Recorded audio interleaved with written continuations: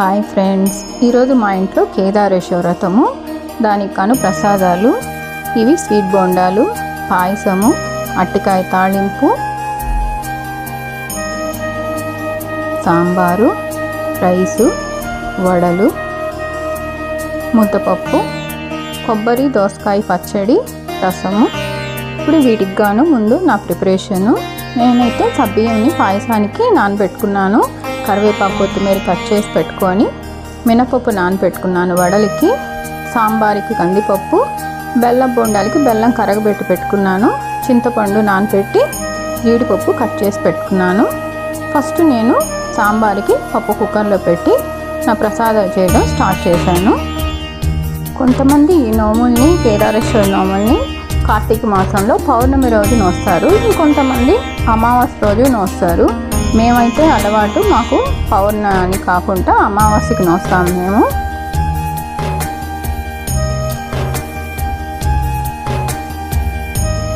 ఈరోజు చేసే ఏ ప్రసాదాల్లోనూ నేను ఆనియన్, గార్లిక్ వేయలేదు. నేను ఇంతకుముందు కూడా నేను చెప్పున్నాను, నేను పండగలకి, వ్రతాలకి, పూజలకి చేసేటప్పుడు ఆనియన్, గార్లిక్ని వాడనని.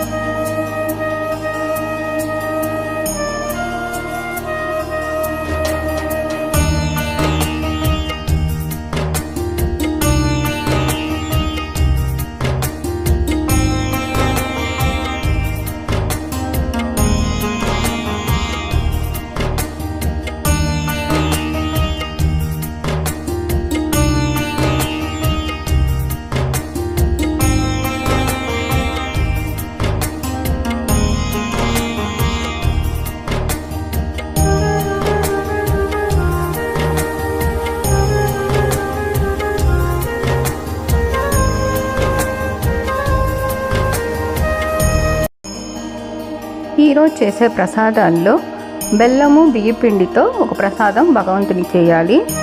నేనైతే అరిసెలకు బదులుగా ఈ విధంగా బెల్లం బొండాలు చేశాను ప్రసాదంగా.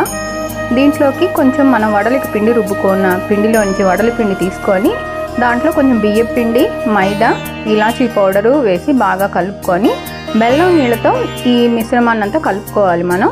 అప్పుడు ఆ విధంగా కలుపుకున్న వాటిని ఇలా బోండాలుగా వేసుకోవాలి. చూడండి, ఇప్పుడు ఈ బోండాలు కూడా రెడీ అయిపోయాయి.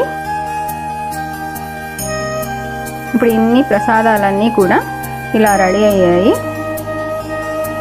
ఇప్పుడు భగవంతుణ్ణి ఈ విధంగా మేము అలంకరించి, మేము కలశాన్ని ఈశ్వరుడుగాను, నూరే రాయిని అమ్మవారిగా అనుకొని మేము ఈ వ్రతాన్ని చేస్తాము. ఇప్పుడు భగవంతునికి అన్ని ప్రసాదాలన్నీ నైవేద్యంగా పెట్టి మేము ఈ పూజ చేసుకున్నాము.